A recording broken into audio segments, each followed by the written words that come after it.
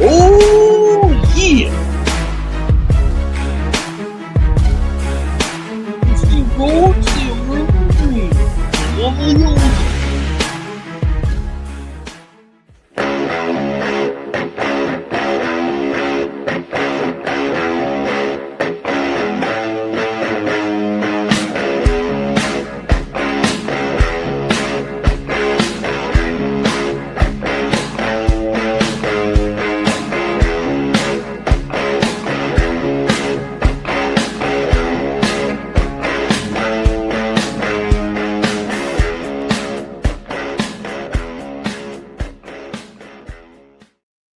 Hello and welcome into another episode of Reality Check here on the channel. What is going on? I am Matt O'Leary. I'm joined as always by my good friend Jeremy Jets Chaos. Jeremy, how goes it, sir? It is good. We are in the South. It is 70 degrees in North Carolina. I Nice. cannot get away from the sun and the heat. It just follows me everywhere I go, from Sacramento to North Carolina. I'm sure when I get up to New York, there'll be some freakish report that some warm winds are heading in, and it'll be a warm weekend in New York. Hey, I would take that. Please bring me the warm weather and the sun with you. Very excited to see you in a couple of days, Jeremy. It's not often that I get to see my good pal Jeremy and kiss that beautiful bald head. It's amazing that we're here, and I'm so glad that I'm on the East Coast and this was able to happen, and really looking forward to just that whole shindig, and of course the hobnobbing with Jake Asman is going to be great. Giving Green Bean a hard time, like basically annoying him is going to be really fun, and then Ryan, if I could find him, like, where are you, Ryan? Oh, there you are down there. Hey, little fella. That's going to be great too. It's going to be the best. I'm looking forward to seeing all you guys. But before we get to Saturday and the festivities there, we got to recap a little bit what's going on in Jets land. Since the last time we talked, the Jets played on Thursday night. They lost to the New England Patriots in prime time, something that I don't think surprised either you or myself. But we did get a quarterback change. Aaron Glenn decides to go to Tyrod Taylor. He was asked about it today, so I'll play a little bit of the video and we'll talk some New York Jets quarterback situation. It was purely my decision. I felt like it was the time to do it. Again, had good conversation with both of those guys. And listen, these situations are not always easy, but as a head coach, you have to do what's best for the team. I feel like it was best for the team. There you go. So he felt like it was the best decision for the team. Jeremy, do you agree? Yeah, about he's a little bit late. I think we agreed about that a long time ago. But hey, I don't want to complain, because better late than never, right? I mean, it would have been crazy if he would have marched Fields out there again. So I'm going to just take it as a win, and and a sigh of relief that he's finally going to give us a quarterback that may allow us to evaluate the team, and most importantly, evaluate the offensive coordinator. Let's see what he can do with something a little bit more functional. Yeah, right. Like, we haven't seen a true drop back passing offense from the Jets really much at all this year. And specifically with Justin Fields, I think it just got to a point where it's really hard to, look at not only the play caller, but these wide receivers in general. I know A.D. Mitchell had a couple drops in this game, but just not a sustainable plan offensively for this football team. So I don't really blame them at all for making this switch and going with finally from Justin Fields to Tyrod Taylor. Yeah, I mean, it had to happen at in our minds. I mean, in my mind, it had to happen sooner. I don't know what took so long, but I don't see how you can continue starting a quarterback that restricts your offense. One of the things that when we were watching Thursday and doing the live reaction, and Dom C and I were going nuts about it, was there were so many 3rd and 6s, 3rd and 8s, where he throw the football inside the sticks. Like, it's 3rd and 8 and he throws a 4-yard pass. And it wasn't like, oh, he's looking around and no one's open and he checks it down. No, it was snap the ball, within 1 second, he's throwing the pass. Design play. That is a restricted offense. When it's 3rd and 8, and every single time you're throwing it 3 or 4 yards, hoping that the person could break a tackle or somehow find some space, you are showing that you have a restricted offense. You have a quarterback that you don't trust to drop back and actually throw a 12-yard pass on 3rd and 8. And I'm done with it. Yeah, I'm with you on that. It's very frustrating when you see you're in those 3rd and long scenarios, and he's just going short of the sticks consistently. And I don't know about you, but watching, he just feels or felt late on everything, whether it was going through the progressions, finally, pulling the trigger and throwing the ball. Like, I thought Robbie Sabo of Jet X Factor did a really good breakdown on that deep ball up the left sideline that wasn't able to be caught by A.D. Mitchell. And while it is absolutely a ball that the wide receiver, I think, has to come down with, he was saying if Fields throws that earlier and puts it out in front of him, that should be a walk-in touchdown. And there's just like no rhythm or no anticipation in this offense. He has to really see everything before he decides to pull the trigger. And I think at least with Tyrod Taylor, not saying that he's some savior, we're just going to be able to see this offense work in a bit of a system now. Yeah. It wasn't the only one. I mean, there was other opportunities where A.D. Mitchell could have had a touchdown. That was near the end of the game there in the 4th quarter. He was wide open running into the end zone, and the ball just fell short, and the defender, knocked it down or whatever. And, we call that dropping it in the bucket. And if he could have just looped it up there, Mitchell had, I know that he had the drops and people are annoyed. Could we be a little bit excited the fact that A.D. Mitchell was open all game and creating space against the so-called top corner in the league?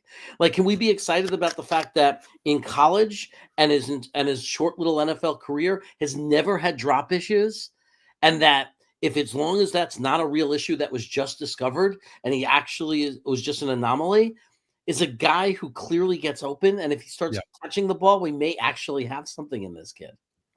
Yeah, without a doubt. And it's not just him too. Like, I think you have to throw Arian Smith in there. Like, I'm not asking to put you on the spot here, but more so to make a point.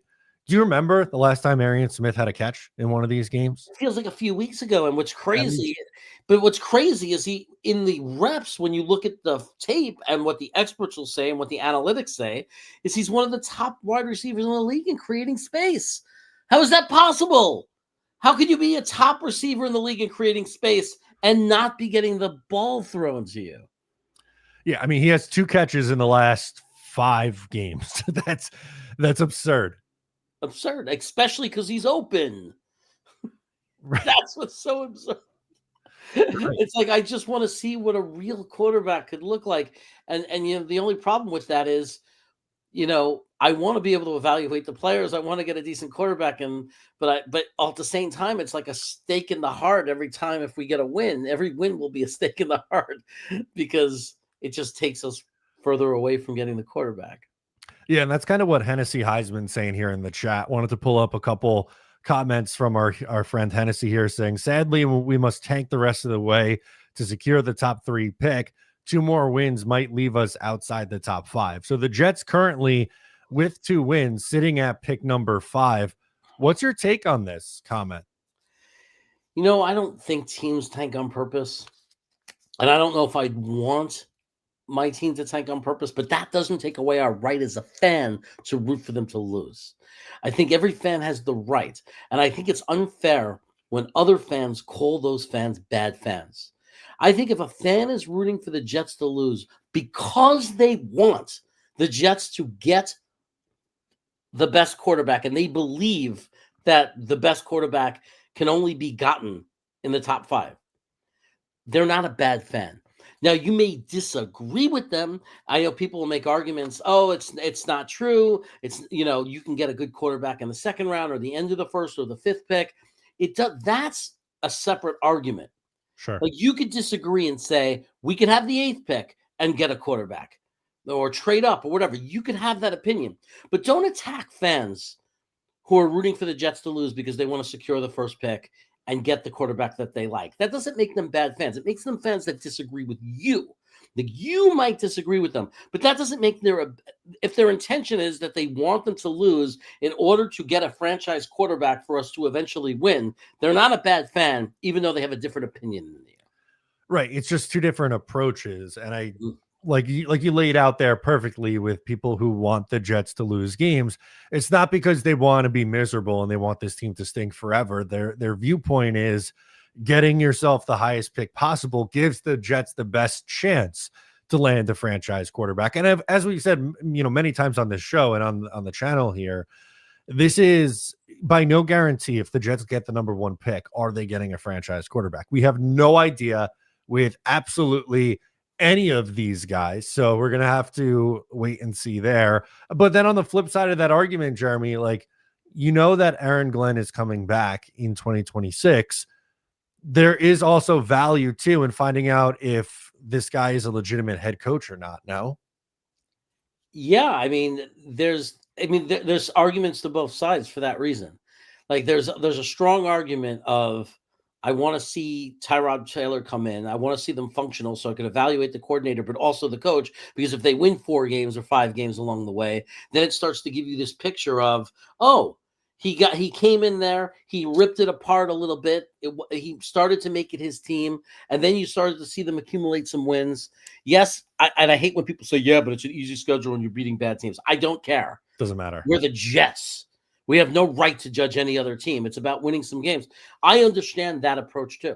I understand that perspective and that importance of pointing out to say, oh, look, now he's making it his team and they're starting to win and they're starting to show. Now I'm excited about next year. We're going to get some picks. We have, I understand that approach too. It's for me, it's painful to think about. So because I really feel both sides. I really want to see guys play well, because I want to know that we have pieces in place and that we're not starting from nothing. So I want to see the offensive line continue to evolve. I want to know and feel confident that we really are going into the next few years with a really, really good set of tackles, and Joe Tippmann's for real. And, and that's all secured. And then some of the other guys like Malachi Moore had a terrible game against Cincinnati. Then he had 2 very good games. I would love to see imagine him being consistent the rest of the year and showing us that maybe we have a safety. And Thomas is coming back, another one too, just to toss in there. It's hard to, you might want the result to be losses for the better draft pick, but these are important things that we see these young players showing promise, because every player that shows promise that looks good is one less piece of the puzzle that we have to worry about filling. Yeah, no, 100%. And that is equally as important. So I get it. Honestly, like, if you're someone who is like, I think they just need to lose to get the quarterback, I'm not going to push back on you. And if you say, you know what, I need to see, I want to see development. If that means the Jets win games, whatever, right? Like, I just can't get myself to the point where I'm upset one way or the other. I'm kind of just letting the chips fall as they may and deal with it once we get to the end of the season. That's my stance on it personally. Yeah. Jake Asman, thank you for the super chat. He says, Saturday night, we will be hobnobbing wedding style. I honestly think, I tickled Jake with the word hobnobbing about a month ago. Like, he heard me say hobnobbing and he's just hooked onto that word. And I hope that Jake knows that part of hobnobbing is that every once in a while I might put my hands on his tie and straighten his tie for him. Give him a little bit of pats on the shoulder. That's part of the whole thing when you're hobnobbing. You're drinking and let me fix your tie. Oh, let me fix your tie. That's part of the hobnobbing experience. So I hope that Jake Asman is ready to have Jets Chaos adjust his tie for him several times throughout the wedding. I can't wait. I'll meet you guys at the mashed potato bar. I'm going to be making my over there, shaking hands, kissing babies, the whole thing. I learned not to put too much pressure on the groom or the bride at weddings. I've learned not to expect them. Like, some people say they barely spoke to me and blah, blah, blah. It's like, everybody better chill out, man. They got 200 something or whatever guests that they got to take care of. So no pressure from us. We'll be happy when we get that press of skin. We'll tell your bride that she's beautiful, because she is, and we'll wish you the best. And you just take care of what you got to take, and we'll just try to make it a great celebration for you. And I'm sure us Jets YouTube content providers will provide each other all the entertainment and company they need. Absolutely. I can't wait. We'll make our way over there. My dad is one of 9, so there's a lot of people coming to this. A lot of hands to shake, but we'll definitely get over there. We're gonna have a blast. You just remember, a rabbi taught me this once. Okay. It's the guest's job to make you happy and to celebrate, make your celebration great.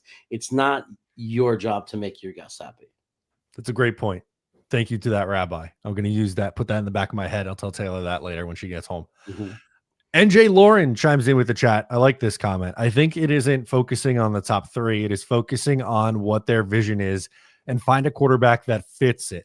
The number 1 pick is not automatically a franchise quarterback. Just look at 2021. There's a ton of examples of this, Jeremy. Yeah, I think it's very true, but it also doesn't change the fact that there are some people that are going to feel every year is different. It's a different crop of quarterbacks, and there are going to be people who feel, I'm one of them. Not in this case that I want to tank. I'm not arguing the tank, and I'm not saying that you can't get the quarterback outside of this. I'm not saying any of that, but I am saying in this particular case, for me, for example, there's one quarterback I love more than any other quarterback in this draft that I'd really like to see this team take. And I believe it's going to take maybe the top pick in the draft to get them. That being said, that makes me understand people who want to tank and have the number 1 pick, who really feel strongly about that person. I also do recognize that we could be wrong, and that person could be a bust, and the best quarterback might be a guy none of us are talking about that goes in the end of the first round, second round, or third round. You just never really know. And if you're a person that feels that way and says, I don't believe in rooting for them to lose because I don't think it helps, then, like I was saying before, you're entitled to that. I just think it's about, my only point is that Jet fans should, allow themselves to disagree on things. And this is a good argument for why NJ Lauren might say, I want to see them win games. And I respect that. Just like I respect Hennessy when he says, I want to see us lose games. Because I think I see 2 Jet fans that have different takes, different opinions, but both want the same thing in the long run. 100%. And you know what? I think a big part of this is how many quarterbacks are going to come out and when, where do they end up falling in the rankings? And right now it's the middle of November. We haven't gotten to the college football playoff. We haven't gotten to, the combine or pro days for these guys. A lot's going to change over the next few months. And at this time last year, I don't think anyone had Jackson Dart in the first round. And he ends up going round 1 and has looked really good for the Giants so far. So you really do never know. I think we're going to end up likely talking about Fernando Mendoza and Ty Simpson the most out of this draft class. And unfortunately, there's a lot of quarterback needy teams picking right around the Jets. If the season were to end today, it would be Tennessee with the number 1 pick. Here, I'll pull it up. It would be Tennessee with the number 1 pick, the Giants 2, Cleveland, New Orleans, and then the Jets. But you have Vegas right there too.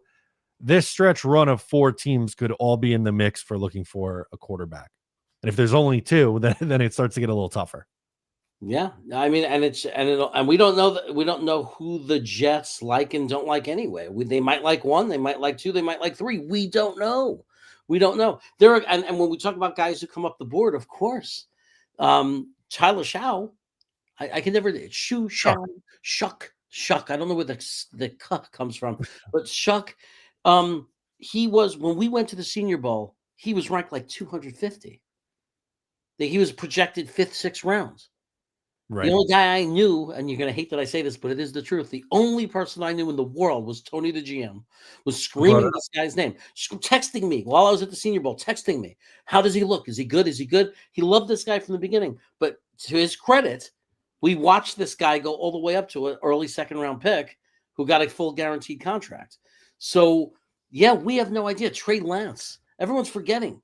Trey Lance, when he was drafted, if you go back to the November before that draft, did we even know who Trey Lance was? I don't think anyone had him going before Justin Fields, right? Right. I mean, right. So everything is just, we don't know. We don't know anything really for sure. And I'm not so sure right now that everybody has Drew Aller. Oh, he's out. He's not even going to get drafted. Give me a break. Like, wait till the combines. This guy, there's a reason why people had him as a top 10 pick last year. Yeah, and so it takes one team to fall in love with him. And this is in a negative way, and I hate to do it, but the Jets loved Christian Hackenberg enough to take him in the second round when most teams were talking about him as a day 3 pick. Right. Didn't Now, work out, but... and I'm not saying we should take Aller early, but I'm saying is somebody's going to take him. Somebody's going to, like, even if they say, oh, he's fifth round, someone's going to say, I love his arm. He's got a cannon. He had great games at Penn State, and then he fell apart for a couple of games. We could fix that. Someone's going to come and say that, and I don't know that it's going to be the first round, but would you be shocked if some team comes up in the second round? No. If some team just randomly picks Drew Aller? No. Like the Rams? Like, we're going to let this kid sit and develop. It's not going to be our shot to replace Stroud, but we're going to take an early just a little soft feint at maybe finding, like, let's see what we could do with this kid. If not, then the year after they go big on a quarterback, like, who knows? But it's not going to it shouldn't shock anybody that watches college football or follows the NFL that's been in this draft process at all. If somebody's going to come up and take a guy like that, regardless of what the rankings say. Yeah. Bang Mateo chimes in with the super chat, says the bottom line, meaningless wins hurt you in April. So Bang Mateo, add him to the tank list. That is a very strong opinion. Yeah. He's making it very clear that they're meaningless. And some people feel that they're not meaningless. Now there are definitely some games that are meaningless. Like, we all have different breaking points. That when we beat was it 2 years ago when we beat Washington? Yeah, that game, like, that was so upsetting because yes, there's Bang Mateo has a great point in this. Does anybody care if we would have lost that game against Washington 2 years ago? Does it mean anything now in our lives? But then a counter argument to that is, well, we got Olu and we got Membu. And we have 2 tackles now for the next 10 years, possibly, right? That are all pro type tackles. And we're pretty happy with that. So why dwell on it? And that would be Lauren's point. NJ Lauren would say that. She'd say, look, wherever you pick, you might get a great player. You might, it might work out. Again, that's why I say there are 2 sides to this argument. Yeah, no, without a doubt. And I think it's very different. Excuse me. Like right now, when the Jets beat the Browns, right? We were talking, what was that? Late October, early November. That's very different than if the Jets are 2-13 going into their last 2 games. And for whatever reason, let's just say New England and Buffalo have nothing to play for. They're locked into their seeding and they rest starters, and you win those 2 games and drop from the first pick to the 6th pick. That is significantly more annoying than winning a game in, late October, early November. Yeah, I mean, I think it's a really great point. I mean, we're in November, man. We got 7-8 games left. I mean, like, we're at the point of the season where it's like, you can't really, I mean, again, I have nothing against you. If you want us to lose out and get a better draft pick because you're in love with a guy, I respect it. Fine, whatever, man. That you're entitled to that. But I can't, I'm pleading with you, don't yell and be mad at somebody for rooting for wins when there's still 7 games left. Yeah. Like, it's not like we're not at the point where it's like, oh, it's week 16, and if we lose the next 2 games, we're going to finish in the top 5 and get one of these guys, or top 3, versus we're going to end up with the 9th pick in the draft and have no chance. I mean, we're not at that point yet, right? No. So, or maybe for some people we are at that point, but everybody is not at that point yet. No, I'm not there currently, right? Like, but at the same time, like, I'm not going to be celebrating if the Jets win this week, an upset win against Baltimore. It'd be cool, and I think it'd be good for Aaron Glenn, but I'm not going to celebrate it like it's the Super Bowl, right? Like, there's levels to this. Yeah. Anyway, Jets Rebellion chimes in, says, so question, why are the GM and Spielman and some others going to Mendoza games? Wouldn't that mean something? Of course. I do think it means something. I think they're doing their due diligence on this class. Yeah, we're prospecting quarterbacks, and maybe they love him. Maybe he's their number 1 guy. I hope they is. He's my number 1. I'm happy whenever I hear that they're going to the games because he's my number 1. So it would be nice when your GM agrees with you personally. It makes it more fun to be a fan than a GM that doesn't agree with anything you say and they frustrate you. You hope they're right no matter what, whether they disagree with you or not. You always hope the GM is right because that's what's better for the Jets. Yeah, I mean, of course. I mean, people were all over him when they thought we weren't going to those games, but they also went and they scouted more. Yep. And they scouted Simpson, and they will continue to scout them, and they will see them in the combines, and they will see them at pro days, and they're going to be watching hours of film, not only on those three, but on Sellers and, all of them. They're going to be watching tons and tons of film. Does it surprise me at all if Mendoza is the number one guy on their list right now and the number one person of interest? Not at all. It's, I mean, it doesn't surprise me at all.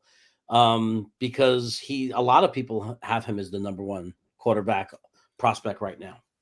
Yeah, no, that's, without a doubt the case there. And I think they're going to continue to do that, right? Like, I don't think they're going to show their hand and only go and look at Fernando Mendoza, nor do I think they should, by the way, even though I agree with you.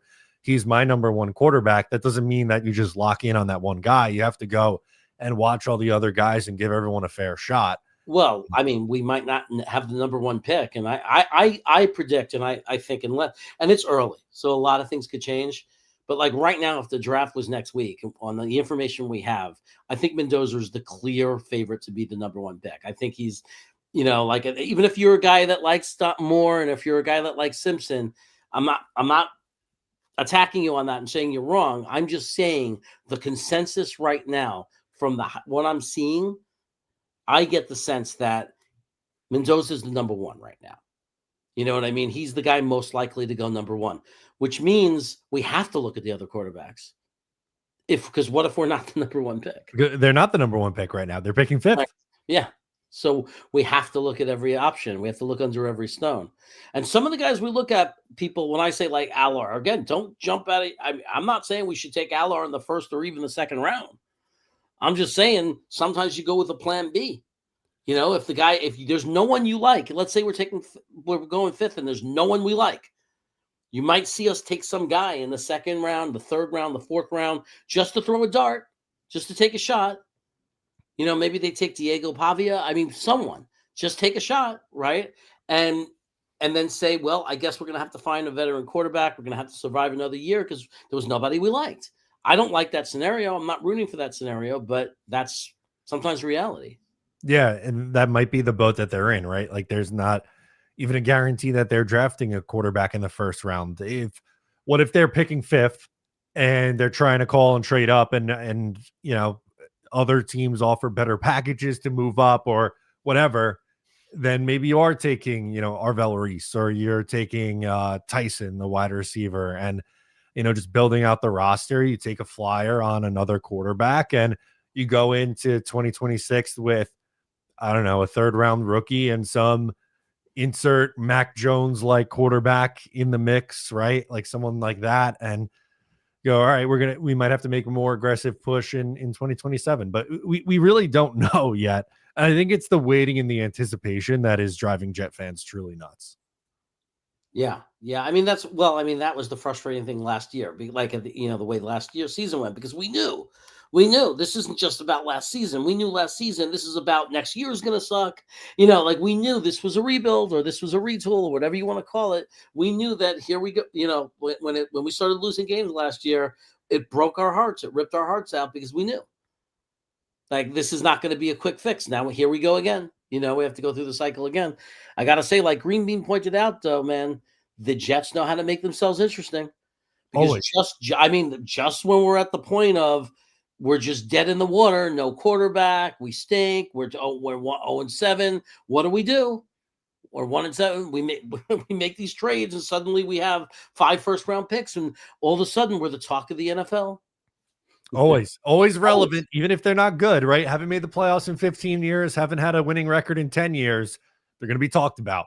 That's the thing. That's the thing that we're the best at. There's no team in the NFL better at staying and keeping themselves relevant and in the spotlight with like winning so few games. It's amazing. It's remarkable. Duncan chimes in with a question. If we do draft a quarterback in the first round, do we start him in 2026, week 1, week 8? Do you have a preference there? Are you like adamant about them sitting at the beginning of the year? Like, what's your I take think on it's that? by how NFL ready they are. It's in camp. I mean, we've watched that fail and we've watched that succeed. I mean, for every example that somebody has, there's another example. I mean, you know, in this case, different than most years, at least we have an offensive line to protect them. We definitely need to get another receiver, probably get another weapon in there, but having an offensive line is probably the most important thing, and good coaching. Um, I don't know, I don't know if it matters if you start on week 1, week 8. It depends on the player. One thing I would say is, I don't. In my opinion, he would be the most NFL ready in as far as being more used to dropping back and going through progressions than the other guys. He's like, it's the less kind of systemy offense where there's a lot of one reads, getting rid of the Right. ball. There's a lot more of him in the backfield going through progressions. At least that doesn't mean everything, but to me, it means something. I just think it depends on how he does. I mean, my best thing is, I think Russell Wilson is the best example of, if a guy comes out and wins the job his rookie year, he comes out and he wins the job his rookie year. Right. And that wasn't even a first round pick. I think he was a 3rd round pick, Russell Wilson. And Yeah. CJ Stroud. Yeah, he's another one that beat him out. Nathan Peterman technically started for Buffalo for like a game and a half, and then they were like, "This is just stupid," and turned it over to Josh Allen. Like, sometimes Justin Herbert, right? Didn't Tyrod Taylor get hurt, a punctured lung in week 2, and then they had to turn to Justin Herbert? There's a bunch of weird. Always Tyrod Taylor. He lifted it. He jump started everybody's career. Baker Mayfield. Yep, that's Tyrod right. got hurt, and Baker Mayfield came in against us. Yep. What an awful game that was. Jesus. All right, we'll get into more comments in a second. Just wanted to shout out the sponsor of the show, Sleeper. Think you know football? Try to turn your football knowledge into real money with the Sleeper app, the ultimate fantasy sports app that can turn game day to payday. Just download the Sleeper app and pick more or less on your favorite players. With more stats than any other daily fantasy app, just choose 2 or more of your favorite players from pregame or live. Pick more or less on their predicted stats, and you could win up to 1,000 times your money if your picks win. Use my promo code O'Leary, and you'll get up to a $100 match on your first deposit. New offer, free $20, no deposit required promo. Terms and conditions apply. User code O'Leary, not green bean. Did I just say that out loud? I didn't hear anything. Yeah. Wanted to get back into some of these comments. Interesting one from Yo Holmes. If there is a quarterback Muji wants, they have the capital to go get him. It doesn't matter the cost if said quarterback turns out to be the guy. The key word is if. You don't have that information when you make the trade, right? So you have to do that. We do have the capital to get him, but it's not, other teams have capital, right? They have things they could offer. They can offer a 27 first and second and a second, like anybody could go nuts and make an offer. I think it's important that we have capital. Don't get me wrong. But at the end of the day, if it becomes a bidding war, it's really who is willing to give the most. Like, who believes in the player the most. We don't know how much they believe in him, but if Moogie wants and believes in him, just like Yo Holmes is saying, he has the draft capital to make it happen. I understand that we have more draft capital, Yo Holmes, but that doesn't matter because other teams, if they really want him, might outbid us. They might want him more. Like Moog still is going to have a limit, right? He's not going to give, for example, just a ridiculous example to make it obvious. What if he's not going to give every first round pick that we have for the next 5 years, right? He's not. We know that. Everybody has a limit or a price. What if there's some crazy team out there that's going to give, they don't have as much as we do, but they're willing to give future picks? I'm not saying that's likely. I'm just saying it's like having the most money doesn't mean you're going to win the auction. It depends on how much you want it and how much you're willing to pay for it. Like somebody else might be willing to pay more. Now, the truth is, if Moogs wanted him the same amount, yes, we have the most draft capital. It's like we have the most money in our wallet. But that doesn't mean he might really want him, but he might not be willing to spend what some other crazy team might spend. We don't know for sure. Maybe. He certainly has the option if he wants, though. There's no argument there. Right. And if you look at it over this year and next year's draft, they absolutely do. But this year, Cleveland also has 2 first-round picks, and they're picking 3rd and 19th right now, which projects to be significantly higher than where the Jets are at 5 and wherever Indianapolis ends up. So if it stands, 13 and 19 is more 13, 19, and 38, their second-round pick will be higher than whatever the Jets' second-round pick is, and 5 and 30, let's say.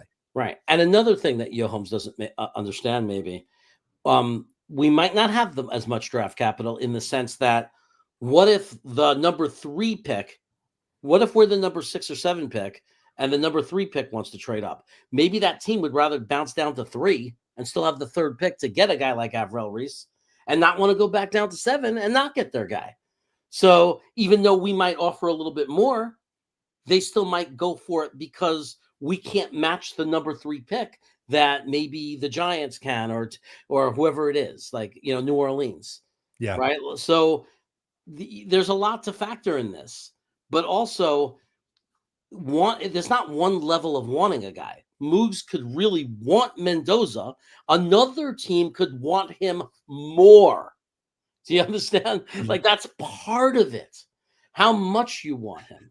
It doesn't matter that he keeps saying we have more draft capital. It's like I'm talking to a wall. Yes, I get that. I can walk into a store and somebody else could have more money than me. But if I want the item more than that person, maybe I have $2,000, they have $4,000. Maybe I'll spend all $2,000. They have $4,000, but they don't want to spend $4,000. Maybe they want to spend $1,500. Do you understand? I think you brought up the best point you just brought up there was if it's 3 versus 6, maybe they don't feel as good about this draft class and don't want to go all the way down to 6. And they feel like they could still get going from 1 to 3, still get an elite level prospect. Right. No, absolutely. It keeps on saying the same thing. I understand that if he wants him, he can get him, but everybody has a price. Everybody has a price. Meaning, what if the first pick, what if we really wanted him, but the pick says, they say to us, you have to give all 5 first-round picks. Are you going to do that?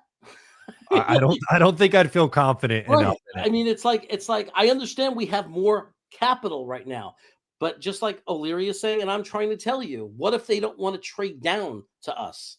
What if there's a team that's at 3 and they want to trade down to 3 so they can get Avril Reese? Like, I can't say it any more clear than that. Yeah. And good transition to Dano's comment. If we traded up for a quarterback, fan base less patient with them, I would think yes. I think it turns the pressure up a little bit more, right? Like if the Jets, for argument's sake, picking 5, they give up, pick 5, their first round pick this year and another pick next year to get up to number 1. I think the expectation is the guy comes in and plays and is good right away. From the fair or not, I just think there's more pressure on that player. Yeah, there's tons of, it's the Jets. There's going to be tons of pressure on the player, no matter what. But yeah, we're going to be more critical. It's more pressure than the player. It's more pressure on the GM. And Yoholmes is obviously not educated. Forget it. I can't. We gotta get you back on track here, Jet. We gotta let it go. Such a stupid human being. It's just unbelievable. It's just like so stupid. Like, can you imagine if I could see on the other end the person I'm arguing with, and how stupid I'd feel? Like I'm arguing with some moron. The more draft picks than the other teams. Like. You just can't make this shit up. You really can't. Yeah, I just can't. I'm done with it. I'm done with it.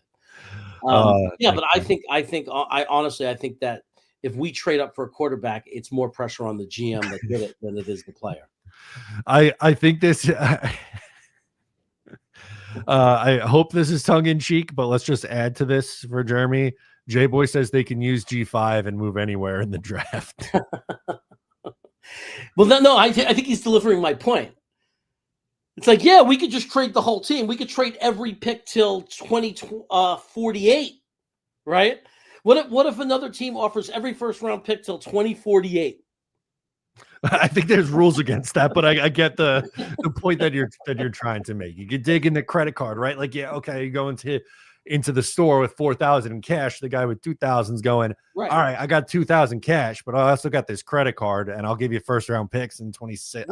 We also 27. have right. We also might have other needs and more needs where we can't give up all 5 first-round picks. Maybe we have them. That doesn't mean we could trade them all because we have other needs. Hey, We're not going to bring it right. We have other needs. We have to like get another wide receiver. Maybe we have to get another interior lineman if we don't bring everyone back. Like there are other things that we have to worry about. There's plenty to Spicy worry egg. about. Spicy egg. Yeah. Got him going right before his flight up to New York. You're getting him all juiced up. I'm fired up, man. Oh, brother. Something that I did want to bring up, and is speaking of hot button issues, Jeremy. So we talked about Tyrod Taylor taking over as quarterback 1, but Justin Fields is going to remain quarterback 2. They're not making Brady Cook quarterback 2. There's a lot of fans that want to see Brady Cook now because they feel like they already know what Tyrod Taylor is, and you want to see what Brady Cook is. What's your stance on the Jets' plan beyond or behind Tyrod Taylor? I think that Cook is more for the end of the year. And that's funny what they say, we have a plan for him. Yeah, it's to mop up the season. Right? Yeah, to play the last 3 games. Yeah, it's when like whatever it is, if we have 2 wins or we have 4 wins, but it's the last couple of games of the season, and suddenly that's when people jump on this thing of just not caring anymore. Right? Like that's where everybody jumps on board and says there's no point in winning these games. We proved what we needed to prove. We saw what we needed to see. Now let's see what this kid got. And I don't know his thinking. He might do that, in 3 weeks from now. He might do it if Tyrod Taylor stinks. Like, I don't know what their thing is, but like, I think that they obviously are not at the point where they're willing to do that to the season. Like, they clearly still want to win. They still want to put the best quarterback out there that they can. They still want to see, they're trying to win, and they're trying to get these guys to have a winning mentality, whether we agree with it or not, whether we're rooting for it or not. That's what they're clearly trying to do. 100%. And, they might eventually get to that point. I also don't think it's crazy that a rookie undrafted free agent just might not be ready yet halfway through the year for elevated reps. Like, have we considered that? I know Justin Fields has looked bad, but have we considered that the UDFA rookie quarterback might not be up to speed yet? Come on, we've been dealing with this for years. The most popular quarterback on the New York Jets is the one no one's ever seen play. That's true. It's like it never stops. It's like, how many times have we seen people screaming for a quarterback that we've never seen play in a regular season game? Chris Streveler, Mike White. Now some better than others. Hackenberg, all those years ago, we never got to see him in a regular season game. Oh my God. Bryce Petty. I think the worst part of Hackenberg, by the way, I just make sure we're all on the same page. The worst part of Hackenberg was not that we wasted that pick on him. It was that because we picked him, we didn't take a quarterback the next year. That was the worst part of it. Yeah, they doubled down on their mistake. Right. Yes. You saw it in 2016. He was horrible, by the way, his rookie year in the preseason and in practice. And they go, you know what? We're good. We're going to, what was Josh McCown as the starter, and we're going to keep Bryce Petty and Christian Hackenberg for another year. Oh my God, this team. I don't get it. This team, holy cow. The decisions that were made, Le'Veon Bell, man. I mean, but that's all the same, the same people. I mean, that did all that. I mean, yeah. Been bad. Joey says Fields is number 2. That'll mean he'll play this week when Tyrod Taylor gets hurt. I think we're going to see Justin Fields again. And maybe that's crazy with how bad that he's looked in 4 of the last 5 games. But this has happened 2 of the last 3 years. Jeremy, in 2022, the Jets pulled the plug on Zach Wilson, and he even got back into the year. The next season, in 2023, A-Rod gets hurt. They go to Zach Wilson. They go to Tim Boyle. They go to Trevor Siemian, and then they still have to go back to Zach Wilson in the end. It never ends. Go figure. Boyle and Siemian didn't work out. Shocking. Shocking. Oh, my God. I mean, man, these guys weren't even rosterable. They're not even rosterable. It's amazing. So I'm not ruling out not seeing Justin Fields. Like, I don't think we could officially close the book on Justin Fields as a New York Jet. I mean, Tyrod Taylor's gotten hurt his whole career. I don't know if he's going to get hurt game one. I hope he doesn't. Like, again, I hope he lasts. But like, I don't think it's even being ridiculously negative or annoying to say he's going to get hurt because he always has. Yeah, I mean, even this year, right? Like, he was banged up in training camp, and during the season, he was banged up. I think if he was healthy going into that Cincinnati game, he probably starts that game. And we're talking about, we're not talking about the last three Justin Fields games. Yeah. I mean, that's the thing. It's like, if he was healthy, we may have we already went to Fields because he wasn't healthy. So of course it's going to, there's a good chance it's going to happen again. If he gets touched, he gets hurt. Just keep him upright. Big weekend for Armand Membu and Olu Fashanu. Bang chimes in and says Browns versus the Raiders this week, both 2-8. This is a big game. If you're a tankster or even not a tankster, right? Like, this is a huge game for the draft standings here. You do not have to be a tankster to still root for the other things. Correct. Yes. Right? Like, we still get to root for the teams with very little wins to win. Right? So the good news here is that one of them is going to win. The bad news is that one of them is going to lose. I guess we want the Raiders to be the ones to lose because aren't we technically ahead of them anyway? Yes. That's a great point. Okay. So you want the Browns? I'm not only watching that. I mean, my head's going to explode of the things I'm watching. I'm watching because I'm hoping the Colts collapse because the Indianapolis Colts do not have an easy schedule. Their 4 easiest games are divisional games, right? So those aren't easy because they're division games, and they're not horrible. They're Jacksonville, who's 6-4, and they're Houston, who's not a bad team. So, and then the rest of their games are like San Francisco. They got like a couple of really hard games in there. I'm looking for the Colts to collapse, man. I want to see them lose 4 or 5 games. I want that pick to move up. Then we'll really have that draft capital that Yo Holmes is talking about. That's right.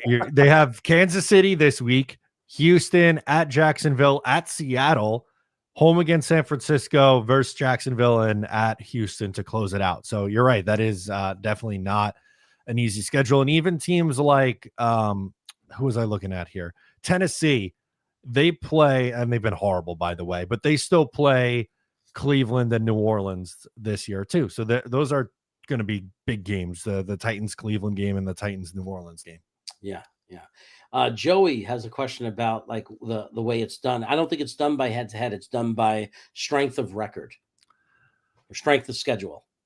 Correct. It is done by the strength of schedule as the tiebreaker, and the Browns have a easier schedule with the same record, which puts them higher in the draft order of teams that are also 2-8.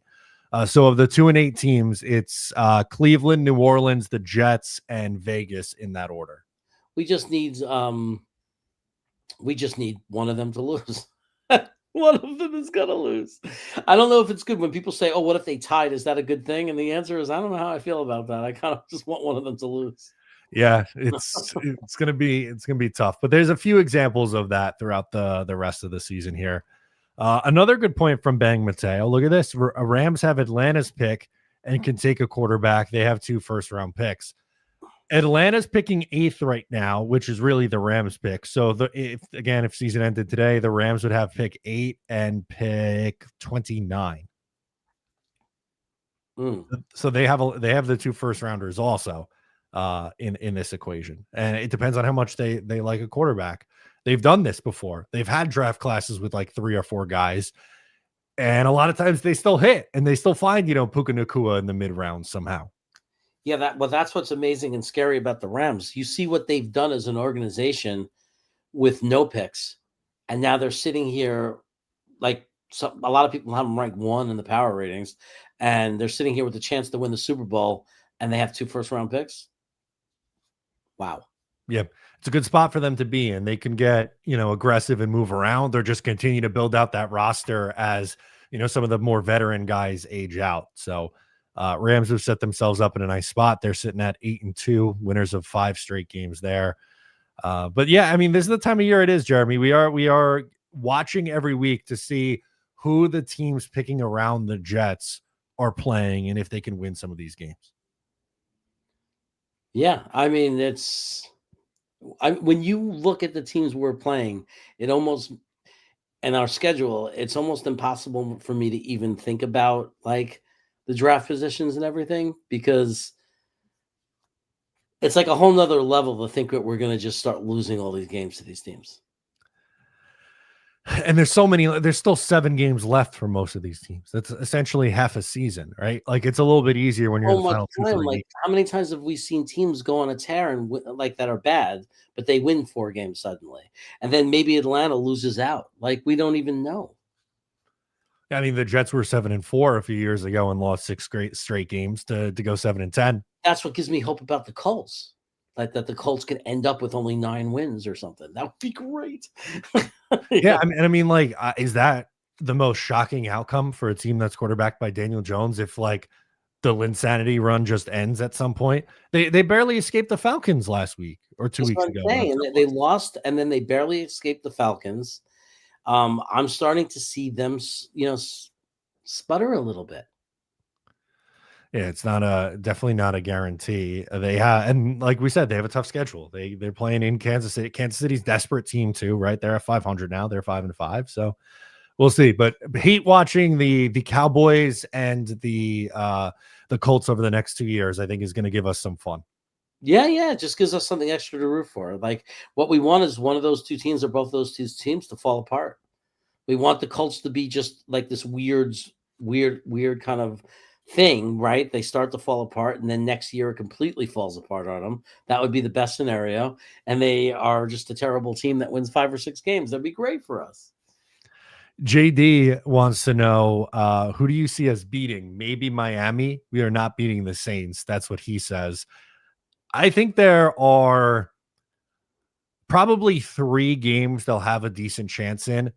Miami, the Saints, and the Falcons. And I'm preparing they probably win 2 of those games. That would be my thought. Yeah, I mean, it's hard to know because we stayed with Fields so long. Like, we don't know what it could look like. I mean, I know Taylor had that one game, but like, we don't know completely what it could look like with Tyrod Taylor playing. Because, people are forgetting we were competitive against the Patriots for deep into that game. Yeah, the fumble really took the Jets out of it. They were still in it, even though they were struggling defensively at that point. Right, and that was with terrible, terrible quarterback play. I mean, in a lot of those games, we were competitive in spite of how bad he was, right? Like the Denver game, like we were still almost winning that game. Like we came close. Now I just have to think, like, what would it look like if we had, I'm not even talking about like that Tyrod Taylor's going to be really good or anything. I'm not saying that, but what if just competence, like, 150 yards passing? Yeah, what's you know what I mean? Just like a quarterback, Hey, 62% completion, 170 yards, a touchdown. I mean, I'm sitting here saying, can you imagine how good we could be if we had a quarterback that had a 62% completion rate with 170 yards passing? Oh my God, we could win the Super Bowl. But like, I mean, it's just those teams are good. Like those teams are probably going to beat us. I mean, they're not good, but they're probably going to beat us. And I understand that on paper, but they're also, in reality, they're bad teams, right? Even if they have big wins, Miami beat Buffalo or, this or that. But in reality, they're bad teams. And you don't know what you're going to get every week. No. Like, you don't know what you're going to get. And these are just games that we might win because I think we see ourselves in the worst light. But the truth is in the last few weeks, we got a couple of wins. And in a lot of those losses, we were really competitive in spite of like some of the worst quarterback play we've ever seen. So if suddenly insert 170 yard, 60% completion rate quarterback, MVP, I don't know. Maybe we win. I don't know. JD's following it up saying the Falcons are no gimme. They have Robinson in London. Well, the Jets are 2-8. None of their games are gimme on the schedule. How hurt is London though? I was going to say he's week to week, and the corpse of Kirk Cousins will be starting the rest of the season for. And I would never call the Falcons a give me because the Falcons are just so unpredictable. they'll come out one week and beat somebody, and then they come out the next week and lose 30-0 to the Carolina. Like, they're impossible to predict, right? Yeah, and their defense has struggled. They've given up 30 points or more in 3 of their last 4 games. So, like, I have no idea. That Right? can't I be, have no idea what that can't team be is. the one coach that I love more than any other. The defensive coordinator is giving up over 30 points a game. Yeah, Jeff Ulbrich. I mean, Oh my he God. was on a hell of a run at the beginning of the year. Yeah. Held Buffalo to 14 points. They're 3-2. Everyone's high on the Falcons. And since then, they have lost 5 straight games. They've lost 5 in a row. That's what I'm hoping happens to the Colts. Yeah. There's a guy who's like, why? And because he thought it was about Sauce Gardner. I'm like, I'm not wishing bad on Sauce Gardner. I want the Colts to lose because we got their first round pick. The draft pick. Kind of obvious. Yeah. Sauce, I don't think you have anything against Sauce. Sauce is a good player. He's probably going to play well there. But sorry, I don't want the team to win games because I want the Jets to have the better draft pick. Right. I mean, the difference between them having the Cinderella season and still winning and then ending up winning 13 games versus if they only ended up winning 10 games or 9 games in a dream, you could be talking about 10, 11 picks in the draft order. That's huge. It is huge. That's a very big difference. And, them making the playoffs versus missing, or depending on how far they go, is obviously going to impact where the Jets end up with their second first round pick. And I know we've spent most of this episode talking quarterback, but there's a lot of other things they need. They need to find a wide receiver too, man. Like, if that pick ends up being towards the middle of the first round instead of towards the end, that goes a long way for you.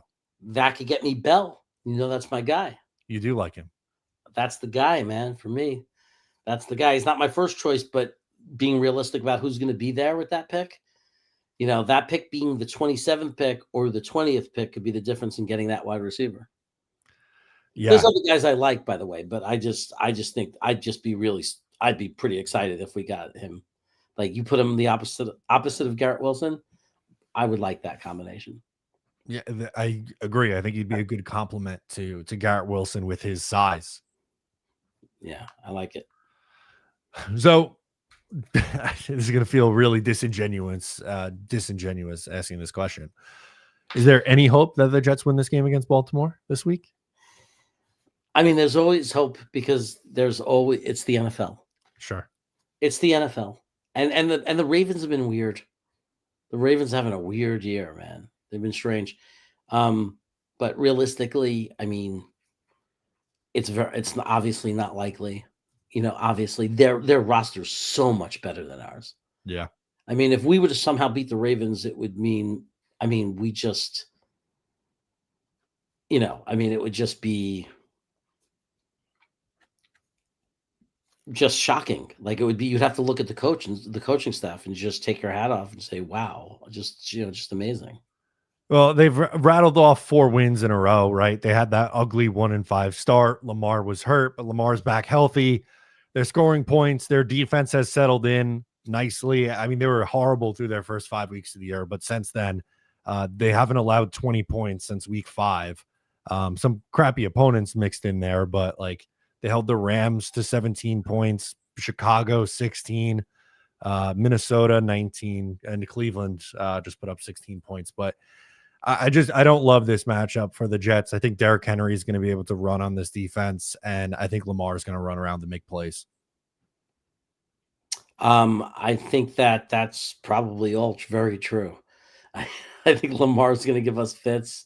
I think that, our defense is going to have a really, really, really, really difficult time with a guy like him because he could run around that pocket, give his wide receivers a lot of time and room. And don't forget, Baltimore's a pretty good running team, and we've struggled against the run too. So at times.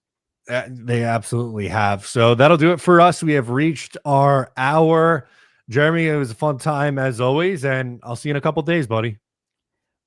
Let's see, to Thursday to Friday. Yeah, in 3 days.